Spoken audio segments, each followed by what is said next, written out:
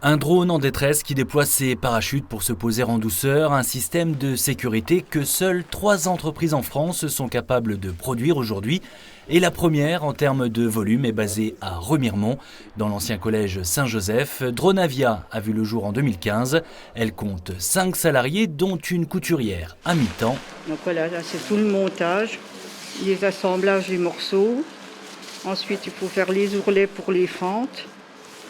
Et les ourlets tout le tour.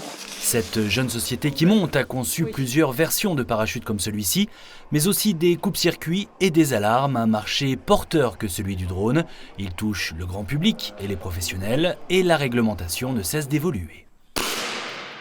En France, on a besoin d'un parachute dès que le drone dépasse 2 kg et que vous voulez voler en ville. Et à partir de 2023, début 2024, il y a une réglementation européenne qui sera en place. Donc il y a une période de transition de 2 ans qui s'ouvre et les parachutes vont devenir obligatoires dans différents scénarios à travers toute l'Europe. Ça va être un peu uniformisé. Donc pour nous, effectivement, il y a un gros potentiel et un développement international intéressant qui se profile.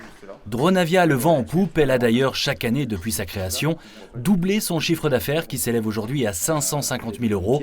Et les pistes de développement sont nombreuses, mais la concurrence devrait être un peu plus présente dans les années à venir.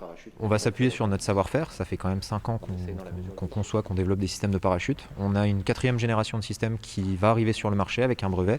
Et du coup, ça va nous permettre d'avoir une avance, on va dire, technologique sur nos concurrents. Mais effectivement, il y a un risque qui est des plus gros acteurs qui s'intéressent à ce marché.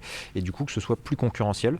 Mais je pense qu'on a une bonne place sur ce futur marché qui va s'ouvrir. Et les équipes de concepteurs de Dronavia ont de toute façon plusieurs cordes à leur arc. Le bureau d'études ici est capable d'apporter des réponses à toutes sortes de problématiques industrielles, comme par exemple le nettoyage en hauteur avec ce modèle de drone souffleur qui a su séduire la multinationale finlandaise Valmet, qui souhaite en équiper ses papeteries à travers le monde.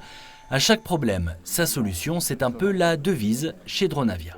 C'est un peu un défi qu'on nous envoie tous les jours, en lien avec nos clients et même les développements qu'on peut avoir en interne. C'est des défis, donc les défis ça m'anime toujours, donc c'est une réflexion qu'on peut avoir jour comme nuit, donc c'est un avancement perpétuel là-dessus. Un état d'esprit qui a permis à cette jeune entreprise vosgienne de mettre en avant son savoir-faire, une philosophie qui lui permettra sans doute de prendre encore de la hauteur.